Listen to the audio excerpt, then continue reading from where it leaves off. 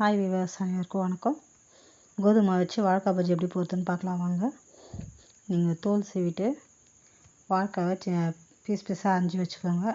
அது பீஸ் போகிறதுக்கு அழகாக ஒரு கத்தி ஷார்ப்பாக இருந்தாக்கா, இல்லை கட்டு இருந்துச்சுன்னா கூட நீங்கள் கட் பண்ணி வச்சுக்கோங்க. அப்படி லேஸாக இருக்கும், நல்லாவும் இருக்கும். அது சீவினாக்கா ஒரு பாத்திரத்தில் நீங்கள் பவுல் இருந்தால் கூட நீங்கள் கோதுமை மாவை எடுத்து கொட்டிங்க. அளவோட எடுத்து கொட்டிட்டு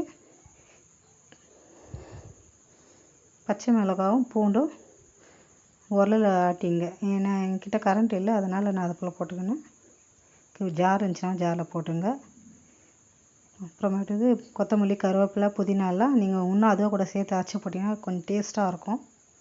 மாவு வந்து இந்த பதத்துக்கு போட்டுங்க. இந்த பதம் தான் பஜ்ஜி நல்லா வரும். எண்ணெயை காய வச்சுட்டு பஜ்ஜி தடவி மாவில் தடவி பஜ்ஜி எடுத்து எண்ணெயில் போட்டுருங்க. நல்லா வேகட்டும். எவ்வளோ சூடாக சாப்பிட்றீங்க, சூடாக சாப்பிட்டா இது வந்து பஜ்ஜி நல்லாயிருக்கும். ஆறி போய் சாப்பிட்டுச்சுன்னா இந்த கோதுமை மாவு வந்து ஒரு மாதிரி ஆகிடும். அதனால் சுட்டு நீங்கள் வந்து சூடாக சாப்பிடுங்க. இதில் வந்து புதினா சேர்த்துக்கிறதுனால கொஞ்சம் டேஸ்ட் வந்து கொஞ்சம் தூக்கலாக இருக்குது.